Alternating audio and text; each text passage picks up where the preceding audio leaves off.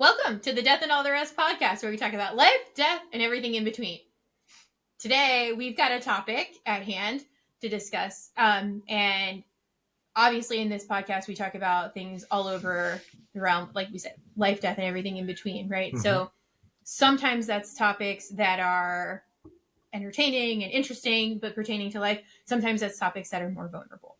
And today's topic is definitely along the lines of the more vulnerable topic, but it also feels necessary for us to address. It's something that Chris and I, it came up in a conversation between us, and we just see it as something worth addressing and making sure that we are bringing dialogue to and having conversation around. I think it's necessary.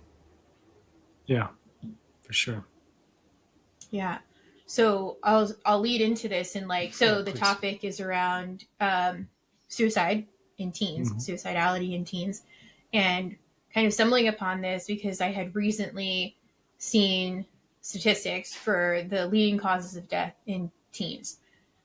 First was accidents, car accidents being like a big portion of that, but also drownings and things like that too, just accidents in general. Homicide was a second leading cause of death, and then suicide. And why I think this is so important to talk about is because, one, we'll talk about how to mitigate this as best we can, where we can, and not that we always can, some shared experience around this, and then just like what's important to know, because Chris and I are both mental health professionals, clinicians. We have worked with teenagers for a long time in different capacities, and we have teenagers who are close to us, loved ones. So we've got lots of experience with this. And one of the things that I think so often people think that there's this clear distinction between the kids who would die by suicide, who would have suicidal thoughts and act on it, and the kids who are just the normal teenagers who are angsty and miserable and depressed and all of that. And like some of that is normal teenage stuff, right? There's hormones coursing through their bodies, and their bodies are changing, and they're tapping into new elements of identity and social circles and things like that.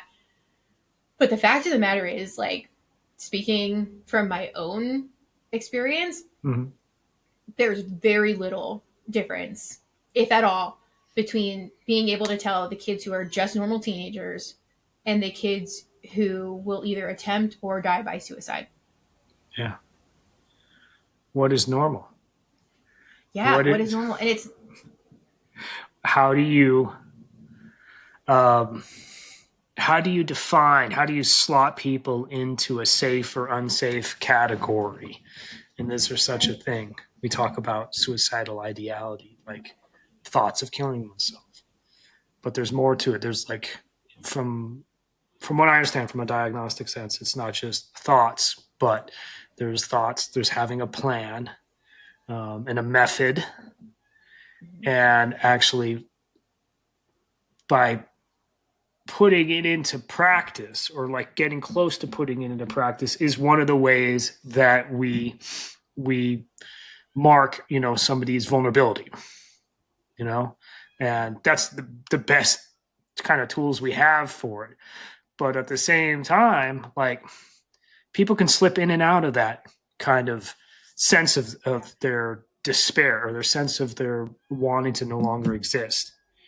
And maybe all of us, or maybe many of us, have had at least moments of that, that just passed, have floated through our minds and quickly passed. But like, there is an element to it of they sit with it, or somebody sits with it, and what is a fantasy becomes normalized and then becomes a planned reality.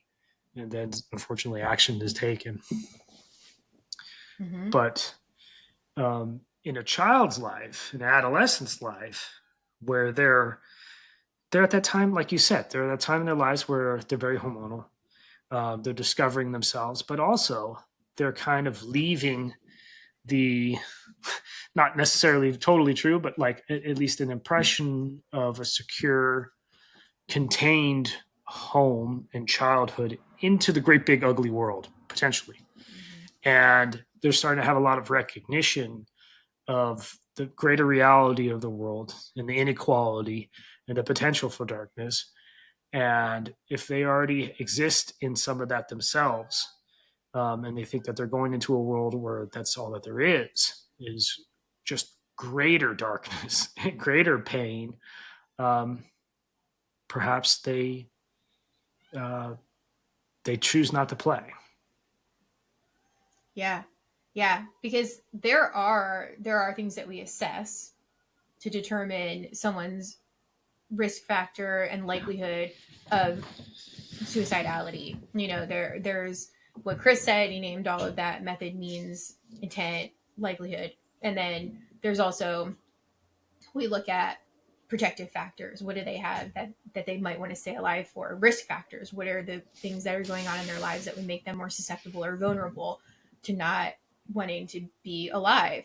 And teenagers are a lot more aware than sometimes adults give them credit for. They see a lot more of what's going on. So if there's stressors in the family system going on, whether that's between parents or between them and parents, or that's financial strain that they see, like they start to feel this burden as they're moving into independence and closer to adulthood. They start to take on a lot of that burden. And that's where this can turn really fast. And there's different stressors being put on them. There's grade expectations that get more and more intense as they get older. Their academic performance is expected to be doing a certain thing. They have to start thinking about the future and what they're going to do. Are they going to go to college? Are they going to get a job? Like, what's going to happen? So now there's all this future planning that has to happen. Plus, they're navigating all of the present stuff, the social dynamics that are really difficult when we're teenagers. Nowadays there's this integration of technology and social media and never being able to actually escape the social standing that you're in. You're like constantly embedded in social interaction in some way or another, or you can be. um and then the fact that when we combine that with teenagers, like, yes, are there teenagers who are just depressed for prolonged periods and they're moving in and out of suicidal ideation day to day, for sure.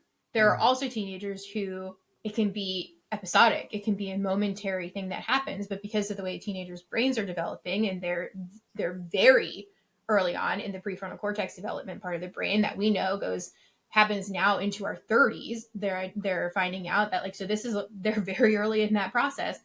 That's where impulse control comes in.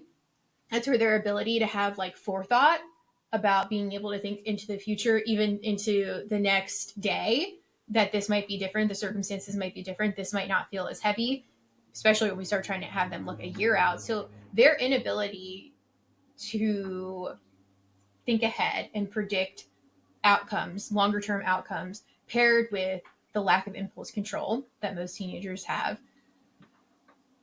and not fully understanding consequences to Mm-hmm. behaviors, is what really takes up. And that's the big difference, that, like, because if there's a perpetually depressed kid who's suicidal and we know it, that can be not easier to predict necessarily, but we know what we're dealing with.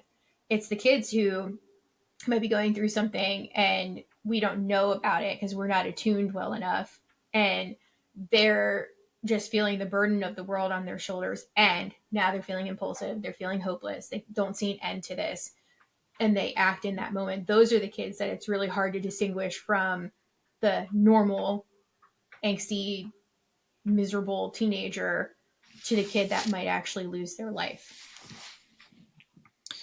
Yeah. Maybe another way of looking at it is they're growing in their awareness. And at the Yeah. same time, they're having a lot of powerful emotions, but they're not practiced at dealing with these things. It's Mm-mm. all new and novel. And so they feel more vulnerable, they feel more exposed, and they may have a circumstance or a situation uh, where they feel deeply compromised, and they think, "Oh, it's over. I've blown it. Yeah. I've blown my entire life." You know, because there's this inclination for like a pass fail sense of life, especially at that Yeah. stage, because you could Mm-hmm. really fuck up your life and move on. But at that stage in Yeah. your life, in teenage years, you think you fuck it up and it's just you're done. You've blown it completely. But the reality Mm-hmm. is, you're most likely going to fuck it up, and then life goes on and you continue to exist and you can still live a full life and build a full life. And that circumstance, there's like a tipping point, where if you have a few of these overlapping problems at the same time, and you have the right kid or the wrong kid at this wrong moment, then something happens. Yeah. How are we Yeah. supposed to nail that down? Yeah, and it's hard to it's not even just hard. Sometimes it's impossible to predict. So that it is not uncommon nowadays where you hear kids, young teenagers, dying by suicide, and their families and friends just didn't see it coming at all. They had no idea that Yeah. they would lose this kid in that way.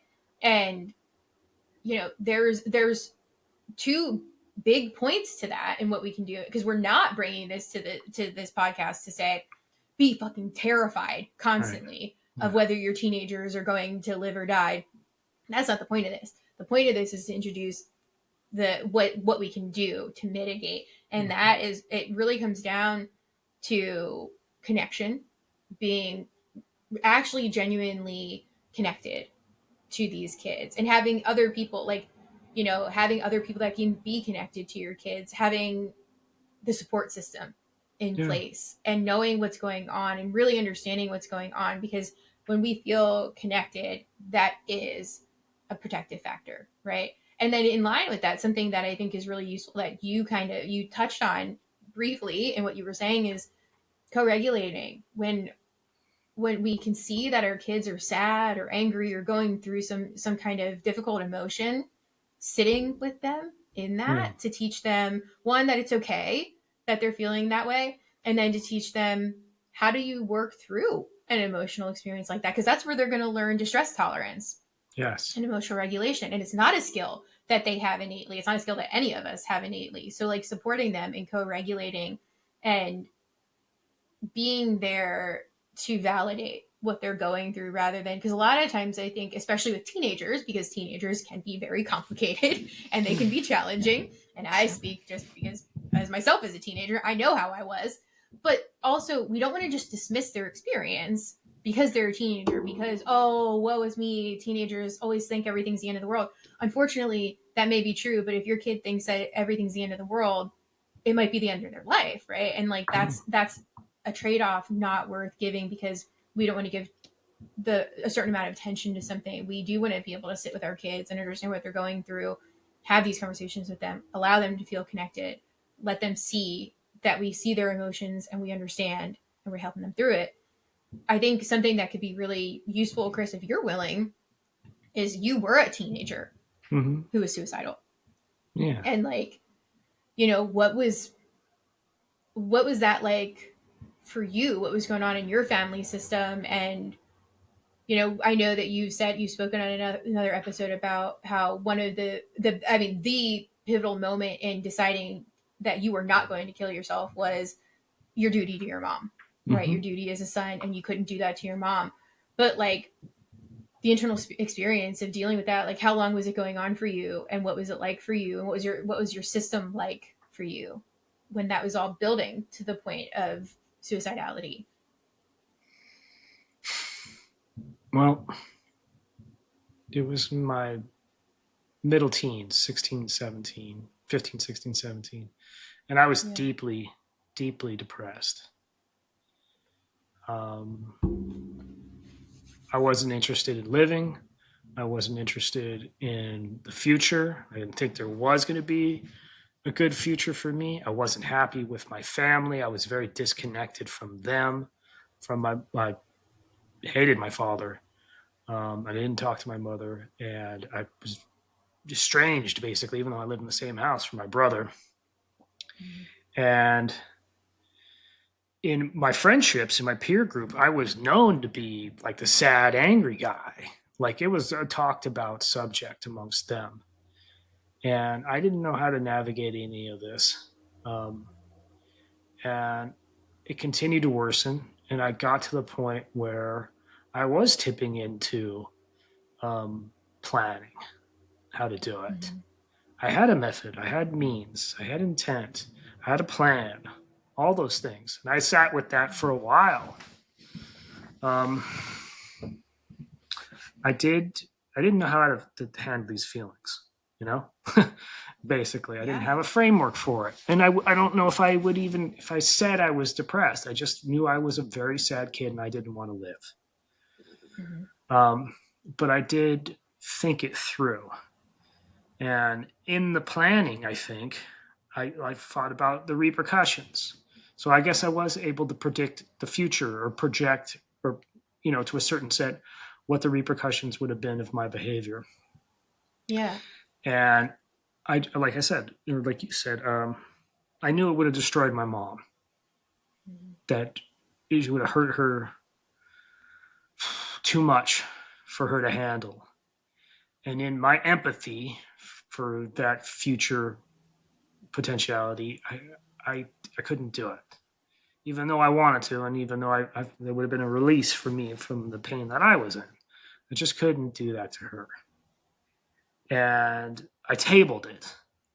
Mm-hmm. And in a sense, um, that helped me and that hurt me, uh, because it freed me from obsessing about it, being compulsively thinking about it.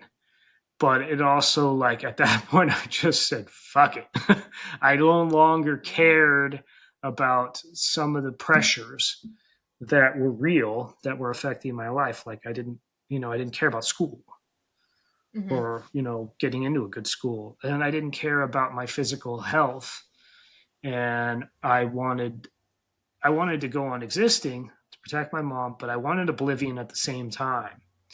And that's Mm-hmm. it coincides exactly where my alcoholism started to take off. Yeah. And only many, many years later did I think about, like, you know, I was always a problem drinker and I blacked out a lot. And maybe in some sense, I wanted that. So let's just drink until I can't think anymore. Mm-hmm. Um, and all this went on, I think, for the most part, without my parents having any awareness of it whatsoever. I'm sure they knew that I was upset. I knew my dad knew I wasn't happy with him. And my mom could sense that I was a sad kid, but we never talked about it. Mm-hmm. And at that particular time in my family's history, we had a lot of struggles as a family unit. There was a lot of economic issues. My parents were in dire financial straits at that particular time. So Mm-hmm. all this kind of came together at the same time. I think my experience was completely, you know, not related to that financial strain because it was much more about my internal experience and my belief in what the world was going to be. Um, Mm-hmm. but it just happened that way, and and it played out the way it did. And I think now, looking at it, like that was pretty damn close. It was pretty damn close Yeah. indeed.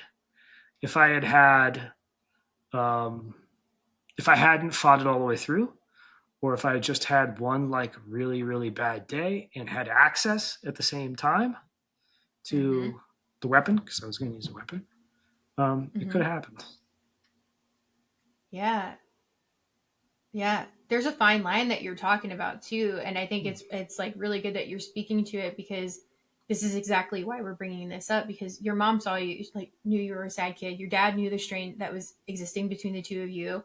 But what's the line between like teenagers do isolate. Teenagers go through hard times and they're sad and they have that level of depression that is common in teenagers, but like how do you know when it's crossing into something a lot riskier and it got missed your parents and they were going through their own stuff and didn't stop to think and a lot of times there's a subconscious of course but denial that plays in parents don't want to think that that could happen to their kid, that their kid could be going down the path that's leading to suicide at some point. They just Yeah. they want to believe that their kid is just a normal teenager that's just isolating, that's just a little sad or a little angry or irritable.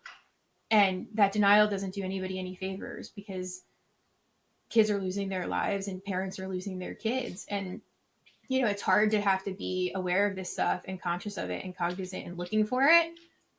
But the cost on the other end of that, if we're not doing that, is much greater. And that's, it's lucky. I say lucky, but like obviously you went through decades of struggle and tragedy yourself after that. But it's lucky for your parents, at least, that you had that ability to have that forethought and to have that empathy, because that's not always the way that it goes. Sometimes when we are suffering so deeply, we can't be thinking about the impact on other people. We're caught up in what's happening to us, and this is all it is. This is all that we can see.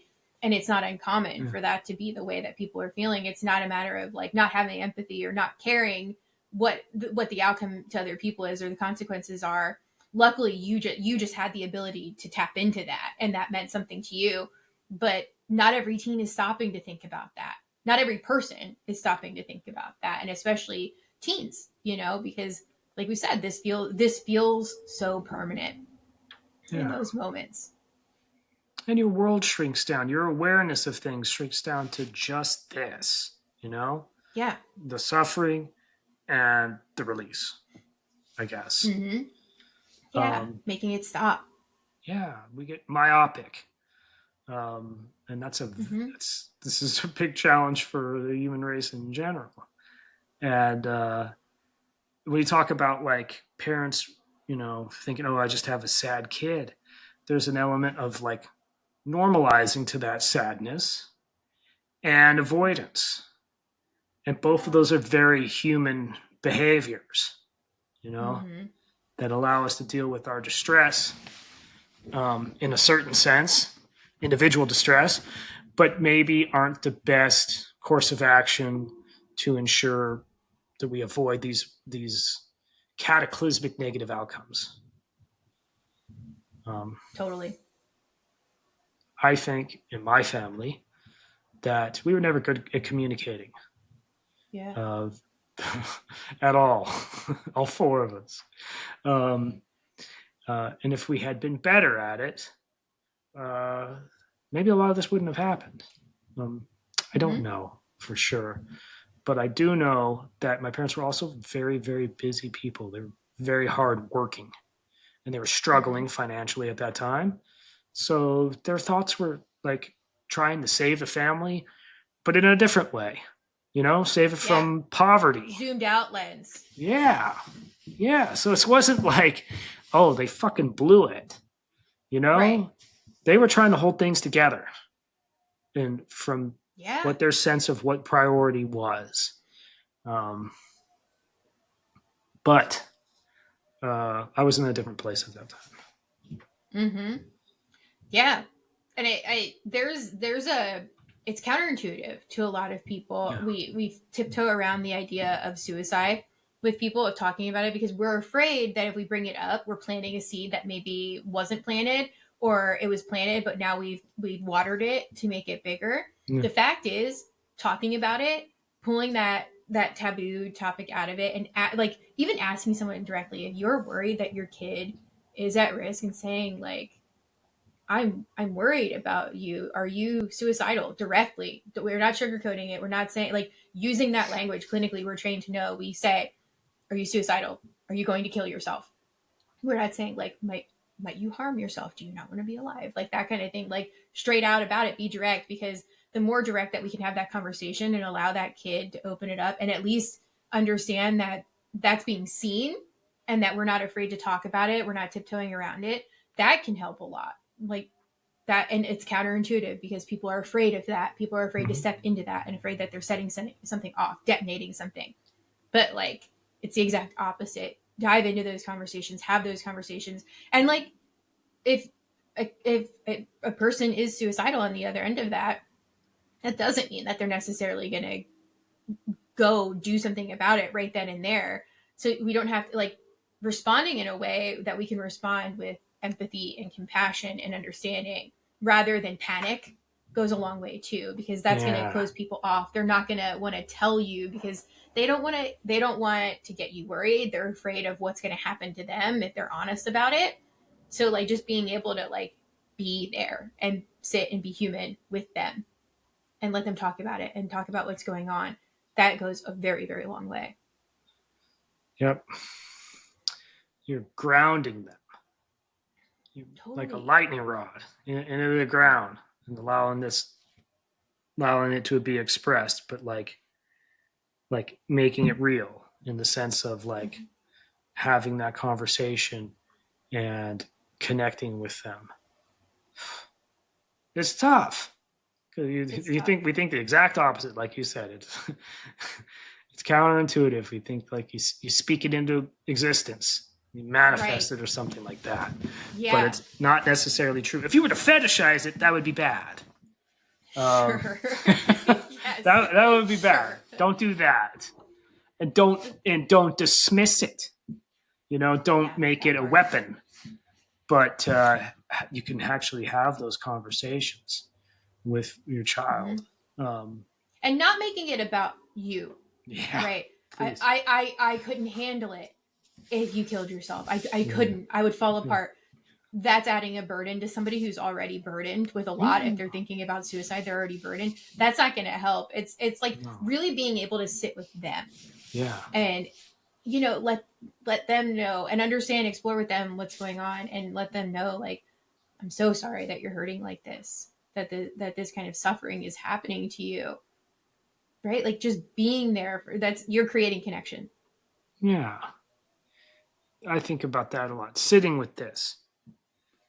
So, like, one of my first big steps to dealing with my depression, Mm-hmm. um, and even with my alcoholism, although they're intertwined, but they're two different things, was something I learned from CBT, cognitive behavioral therapy, where I felt really, really depressed. And I had, what do I do? I had that inner conflict of like, I have this feeling. Instead of trying to distract myself, instead of trying to use an external, um, influence, whether it be a substance or whether it be a behavior, whether it be other people, whether it be some kind of distraction, I just sat Mm-hmm. with it. Literally sat down on the couch. I used to do this regularly and just sit with the depression and let the Mm-hmm. entire thing cycle through me until it left. And that took a long time sometimes. It took hours usually. Yeah. Yeah. But it did. Like whatever my brain chemistry, whatever was going on, it changed. And I would get depressed. I'd sit there and I'd go through it and then it would leave. And then I would come back to myself, usually Mm-hmm. tired, but I wouldn't go Sure. back to being Chris. And just that action itself allows you to know that, allowed me to know that this will pass and I can make it through this. And I don't need to run away with it or distract myself or fight it or anything. I could just sit in this fucking thing and go through it. And by doing Mm-hmm. that, you learn that you are superior to it. You can make it through this thing, and that takes away a lot of its power because you've looked it straight in the eyes, and you faced it head on, and you've moved through it, and you came back to being yourself.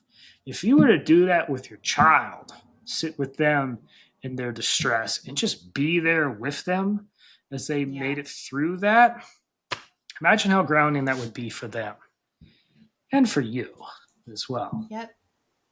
Yeah, and even just the most heightened part of it, right? Like not everybody is immediately moving out of depression, and but like the moment of like risk, that Yeah. highest moment of risk, and being there through that, and in American culture, we do rush a lot of things, especially emotional experiences. We had this mentality that like it happens and you need to get over it. You need to get through it. You need to do what you got to do.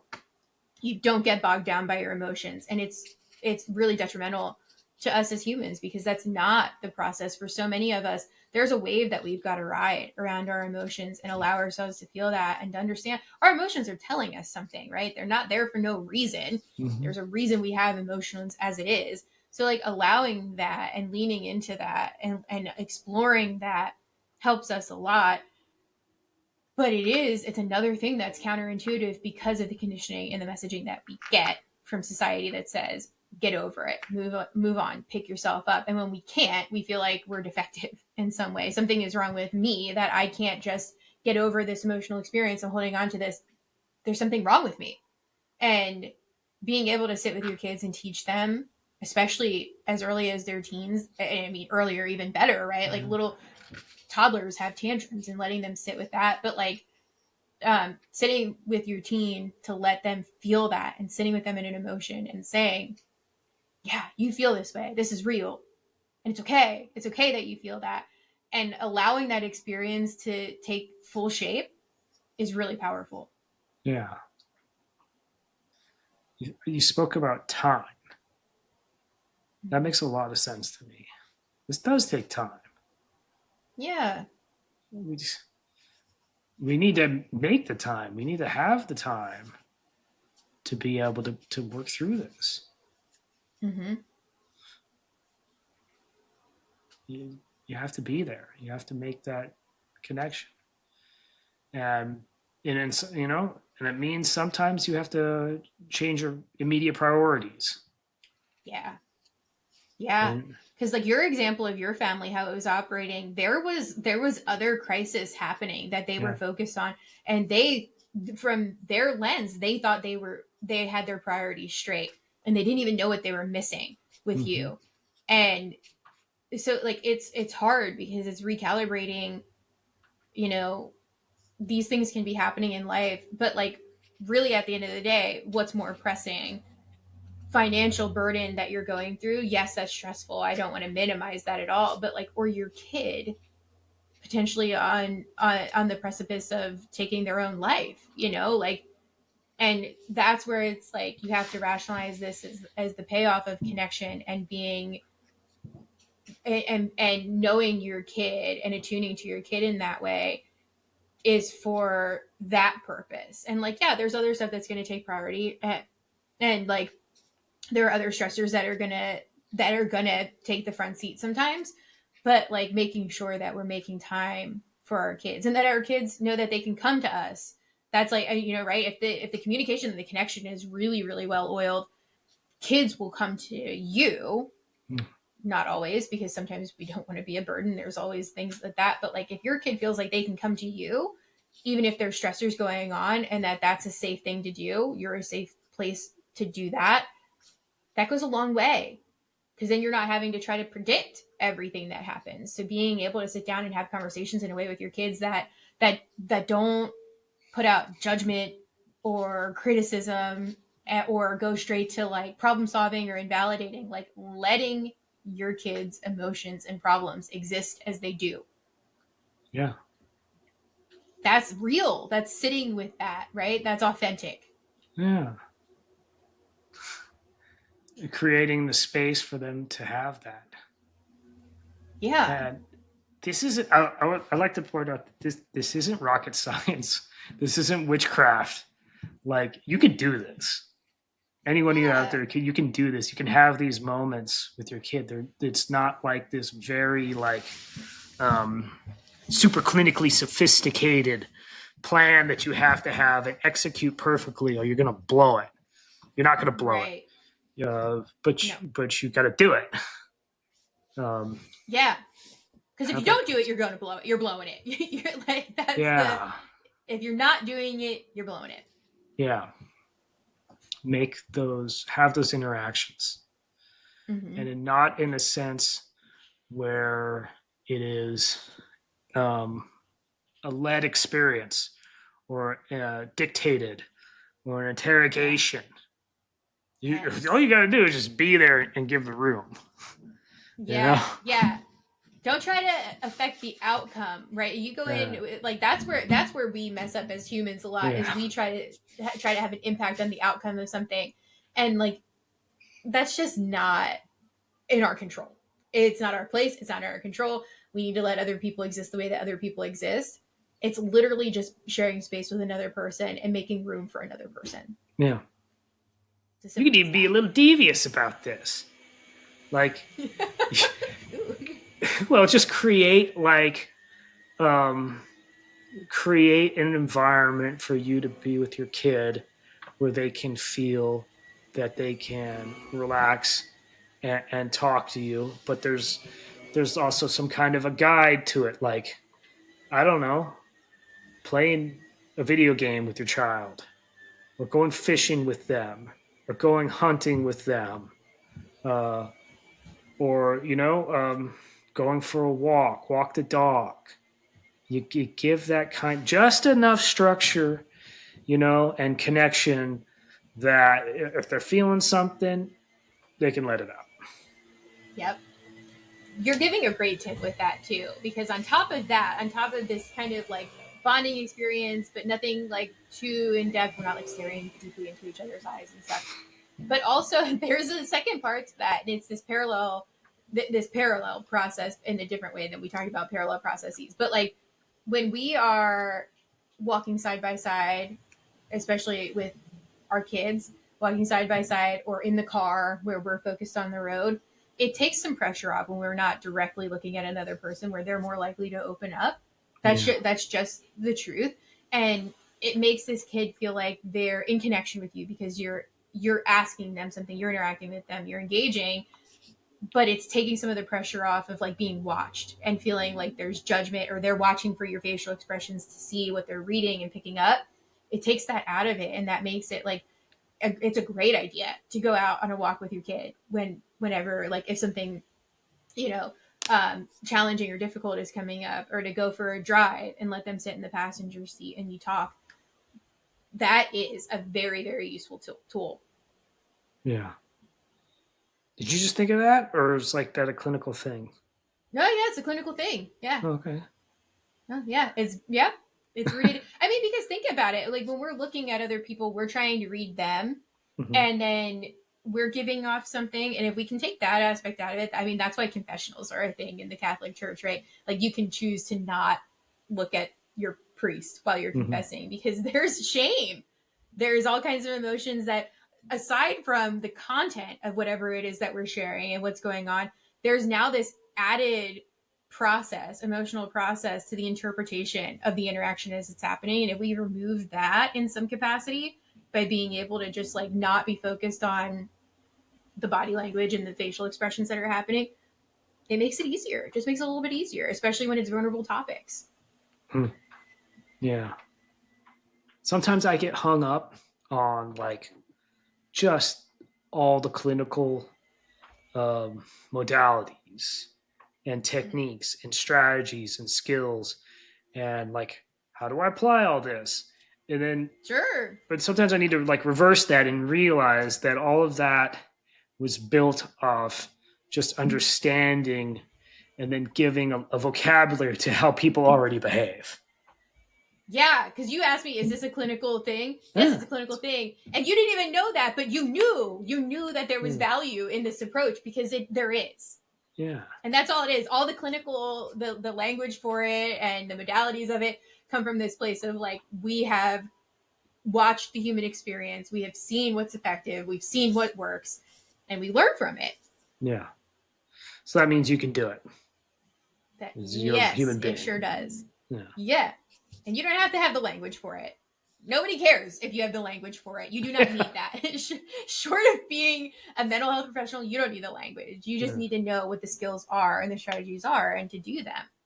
Well, and they're already in you, right? Mm-hmm. Um, it may take practice, Totally. practice to get over the awkwardness, or practice to help create and nurture that kind of communication and that kind of experience and that kind of ongoing conversation Yeah.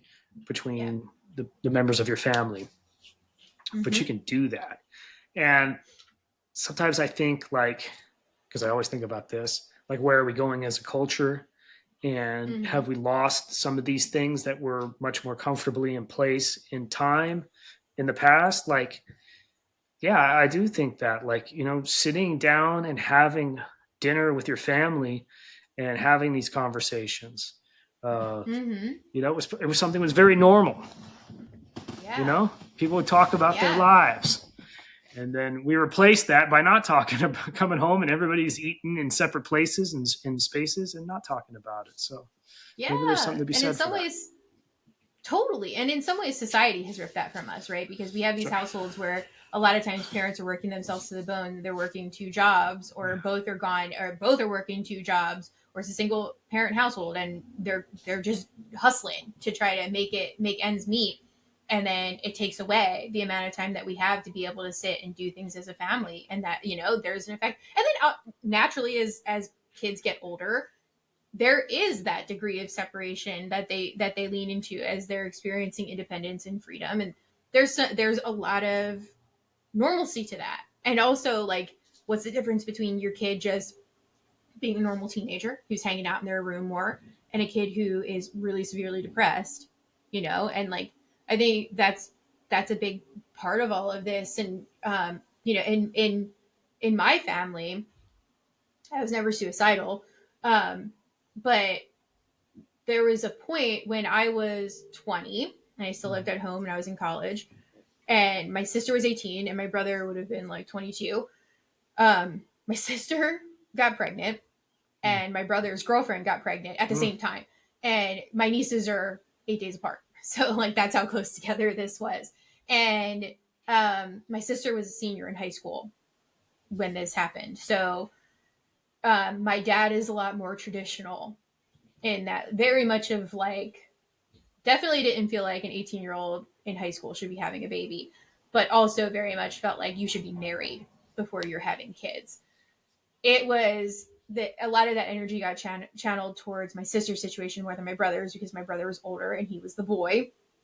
So it's different. But anyway, that's happening at the same time, right? Right. And there's a lot of tension and hostility in my household at that point because of dynamics between my mom and dad, because my mom is just supporting my sister in her decision. My dad's angry. My dad is angry at my sister. There's all this stuff playing out. My brother's girlfriend is pregnant, and I got lost in the shuffle. Mm. And I often got lost in the shuffle. I'm the middle child, Yeah. and that's a trope for a reason. Yeah. It just is. And I was also, and this is something that my mom has said in adulthood when we've had conversations about this, because my mom has been great about having these kind of conversations and revisiting these things as I've gotten older. But like, I got missed a lot because my dad always says the squeaky wheel gets the grease. Mm. I was never the squeaky wheel because I didn't ask for it, and I I wasn't a problem child. I was the good kid. Mm. I had good friends, I had safe friends. I made good choices because I was afraid of dying, and I wasn't going to do anything that put me in danger. I wasn't going to use drugs. Um and I got good grades, so I was a kid you didn't have to worry about.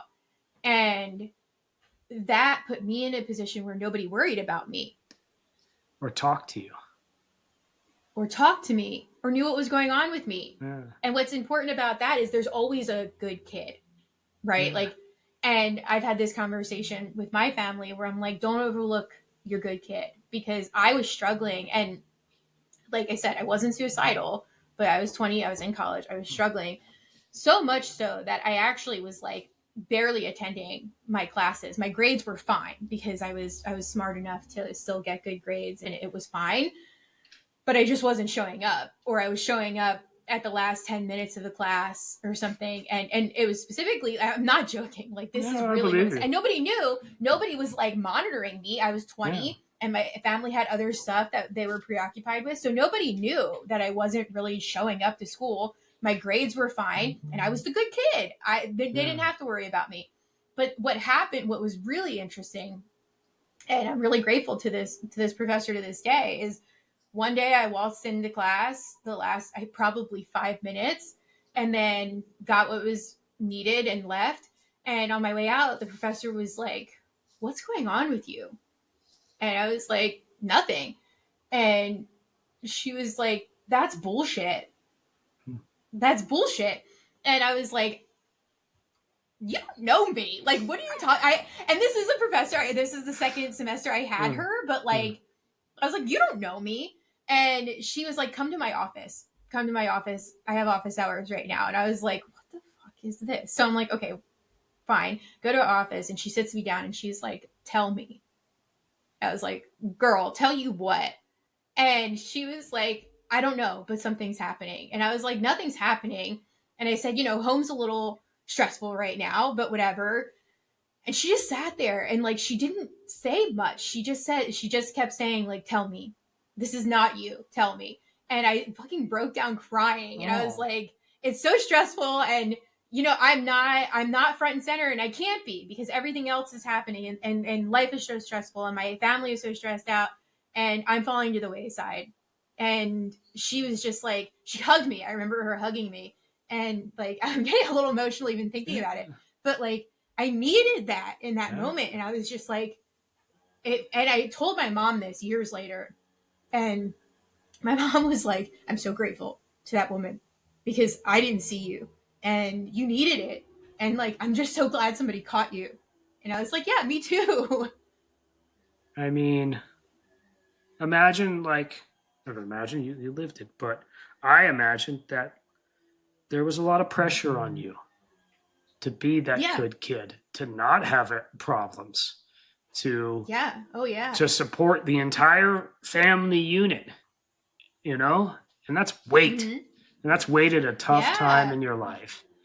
And that teacher did exactly what we're talking about. Yeah. They created that space somewhat forcibly, uh, Mhm. Yeah. but Totally forcibly. but I mean maybe that's they felt it, you know. Yeah. They felt that they had to strike while the iron was hot, and it was in that moment, and they created that space, and you were in the office, and they gave you a little room to be you. Yeah.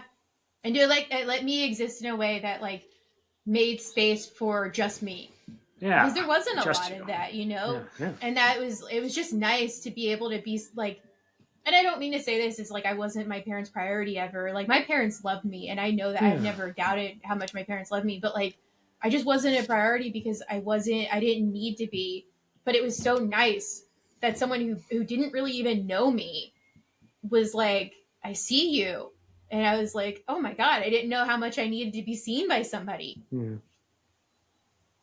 I Powerful just think moment. that that goes a long way for a lot of people. Like that's not so like, the kids that you have that you're not worried about because they're not a problem and they're the good kid, like they're at risk too. Yes, there is a lot of pressure on all of us to be perfect, Yeah. Yeah. and And get you said it. There's that. go ahead. Go ahead. No, you go ahead. No, I don't Well, know I was what just gonna say there's I don't know what I I was said. just gonna say there's that family weight. We because teenagers are not unaware. No. And younger teenagers too. Yes, I was 20. I was a young adult, but like younger teenagers too, they pick up on the weight and what's happening in the family. And you've said this before in another episode, but like we get boxed into these roles in our family, and you are who you are at that point, and you have a a point of pressure to hold up to keep the family functioning in that Yeah. way. Nobody purposely assigned it to you and you didn't take it on purpose, but it's still how it goes. And there's that weight that everybody feels. So like, the kids who seem fine and the kids who don't seem fine, like Yeah. regardless of whatever role they've been boxed into, like check in with your kids because we just don't know. We're just going to chug along in our roles because we have to. But like when someone stops and takes the time to pay a little bit of attention, that can make all the difference for us. Yes. And you could reverse model this too. You know, Sure. you could be the strong father, the strong mother who says to your kid one day, man, there's a lot of weight. Yeah. Sometimes I feel like it's a lot of weight. I've practiced it and I'm going to carry this weight.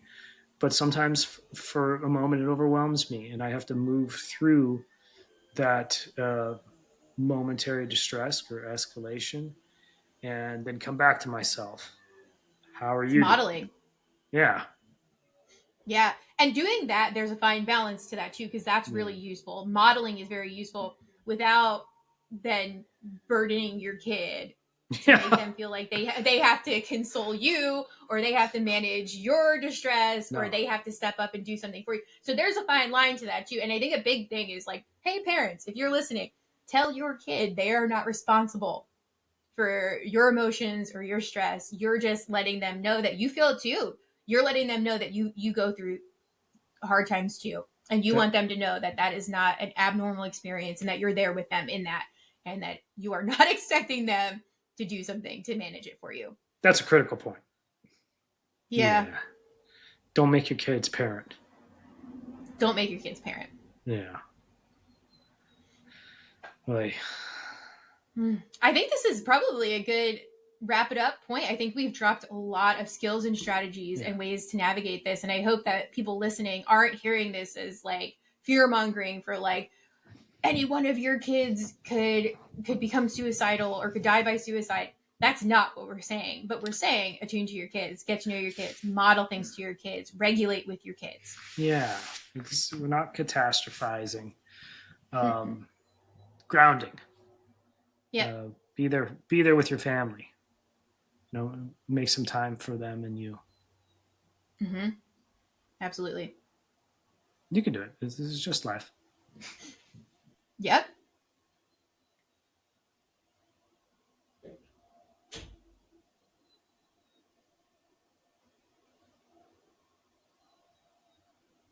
You can do this.